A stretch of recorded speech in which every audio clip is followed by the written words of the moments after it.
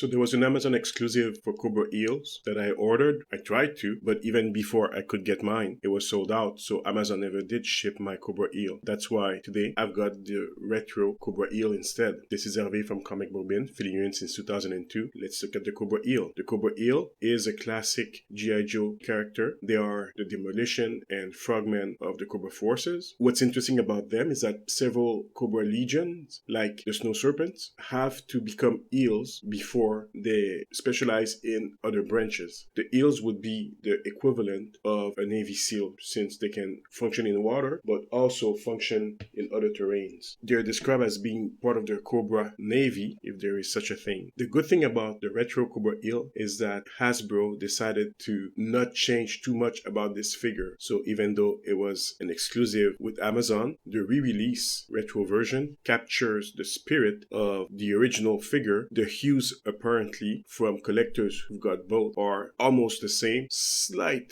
variation I've seen. I couldn't tell since I don't have one, as I mentioned. But yeah, that's a good thing. As well as being retro, it's also very much like the original Cobra Eel from 1985 with the red chest, the black highlights, and the gray diving suit. That's quite a different color from other Cobra troops, and that's why the Cobra Eels were always so good looking and remarkable. They stood out. He's got the big helmet piece that they all have, the black flippers, the very simple detailing of their body. It's all there, including the jet propeller that allows them to travel faster than other divers. A slight change to the Cobra Eel is that their gloves are not black, they're gray. That's a small detail. Overall, they look quite the same as the original, including the mini antenna and the light on top of their helmets. The sculpt is obviously mostly taken from Torpedo and has been reused with the Cobra Recon divers, so it's a familiar sculpt. Of course, there are changes. The forearms are not the same, the shoulders are not the same, but most of the body is quite similar. The waist is a different part also. It's not the one that Torpedo has, but the body build overall is the same as Torpedo's, which means that in terms of size, they're the same. What I like about them is that you can remove the helmet, which shows their face underneath. That's pretty cool. What I like about those figures is that they are very sleek. They're less cumbersome if you compare them to the Recon divers, which come with a lot of gear and stuff. It's very much more streamlined wear when you're Cobra Eel. As usual, Hasbro's plastic is the base color for everything with those figures, except for the chest of the figure, which is painted red. Now, the paint of the red is not thick enough, so you can still see highlights of the black. It would have been better if the paint had been even thicker to hide the black plastic underneath. There is a silver Cobra logo on the chest. It looks good. I will say that in the torso overpiece that sits on the figure's body make it seems like the shoulders are very low, so it doesn't look as good, but that's because it's like an extra part of the figure. It makes the figure look a bit odd, but that's okay. I think having red highlights on the flippers, a bit like Torpedo, would have made the figure look better, especially since they use so much red in their detailing all over the suit. That's a small detail, but things like that can make a figure look better. Now, there is some red highlight on the knife, the back of the figure, and also the air tank on the back with a big black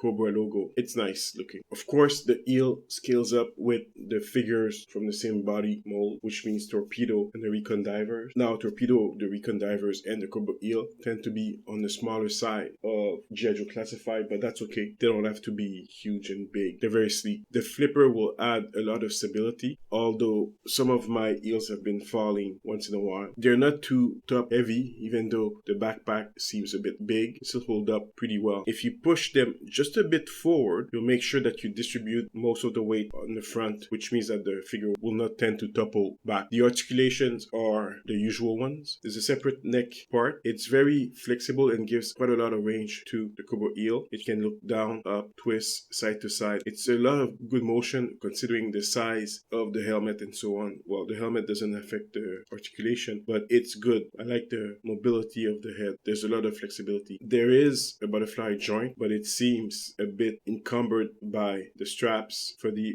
torso piece. They still work, but they could be better. You can raise the arms just under 90 degrees. There's a cut at the bicep. They have pinless double elbow articulations, so that's very good. Everything's smooth, by the way. They have up and down wrist articulation. However, they're kind of stiff, and I don't want to play with them too much for fear of breaking them, so I leave them as is. The figures have a abdominal crunch. I think it's a good choice for that figure. The waist is on a ball joint, so it can move a lot, but not too much, considering they're very flexible characters and you want to put them in very nice action pose. It would have been fun if they had been even more flexible. There is a swivel on the thighs, and obviously the good old drop down feature of the G.I. Joe Classified. It's very stiff on my figure, but that's okay. It's alright. The figure can do almost a 90 degree, so almost a split, but not a full split on the side, and it can raise its thigh close to 90 degrees. It can go back a bit, which is good if you want to make shots of them swimming around. There's double knee articulation. They're still stiff on my figures, so just be aware of that. Of course, this is the kind of figure that will look better on an action figure stand, as if it's floating midway in the water. They have very low ankle cuts, which allow them to flip their feet, but also very good ankle articulation that can go up and down and extend. The foot fit in the flippers. There's a right and a left flipper. There's a small L and a small R. These are the same flippers used with Torpedo and the Recon divers. There's no point making new parts for them. So in terms of articulation, I'm quite satisfied with these figures. Don't have a problem with them. You do have to plug the breather to the helmet and the mask, the back of the air supply. If you move the figure too much, the hose will come off. So just be careful with that. They don't seem to stay there in a sturdy fashion. Most of the plastic is made of PVC, so it's soft overall. The harpoons seem to be much more durable than what came with Torpedo. They don't bend as much. The blade of the knife has not been painted, so it's still black. I wish they would have painted it silver or something. Unlike the previous release, the strap on the harpoon is blue instead of red. Now this blue comes out of nowhere, but that's the way for Hasbro to differentiate between the original Cobra Eel and the retro version. That's a small detail, but that's how they decided to do it. It's the same air supply that was used with Torpedo, except there's an attachment that's glued on for the propeller. I wish those figures came with a small weapon, so this is why I've been using the standard Cobra submachine gun on them. I think it's a good fit with them. The harpoon is not enough. Since I've got a few of them that came from the Snow Serpents and other figures, I can easily retrofit them, give them to the Cobra Eel. I've got enough of those. They also come with an action figure stand. There's a hole in the flippers allowing you put the pegs of the stand inside the foot, so it adds a bit more stability to the figure, but it's not necessary. I mean, the flippers are quite good at giving balance to the figure. They came with a card package for all G.I. Joe retro figures. I was gonna keep it, but I decided to just get rid of them. The back of the card is not special. It's the same information we've seen, but in several languages, so there was no point. So it's just in the recycle bin right now. This figure costs about the same as other G.I. Joe Classified currently. In the US, that would be $25. In Canada, if you're lucky, that might be $35. You'll see discounts all over the place. The original Cobra Eel, the Classified Eel, which was an Amazon exclusive, can go for twice as much,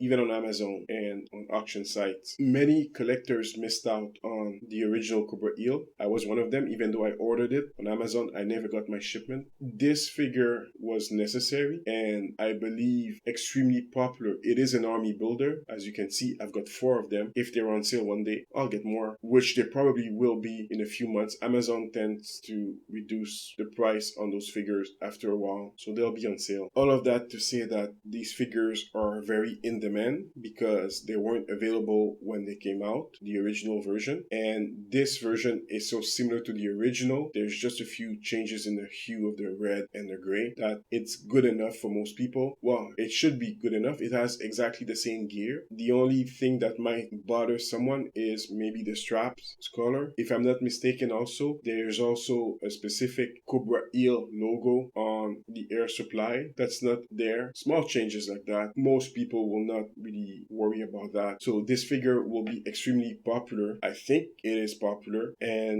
I don't expect it to stay around for too long. Like I said, there was a very high demand of the original Amazon exclusive. This figure came out relatively early enough, a year after, so collectors will just jump on them like I did. I mean, I got 4. They're good figures. I like them very much. They look very good on the Victory Royale boat with Copperhead. If we ever get a moray, I'll put them on a moray. These are nice figures. I recommend them. Great army builders for your Cobra troops. Dioramas might be a bit difficult. If you have an aquarium, maybe you could put them in the water or something. But there's ways of making it look good. I've seen a lot of nice shots already from collectors. So I recommend this figure. It's very nice. And yeah, go ahead and get your own Cobra Eels. This is Hervé from Comic Book Bin, filling in since 2002. Like and subscribe.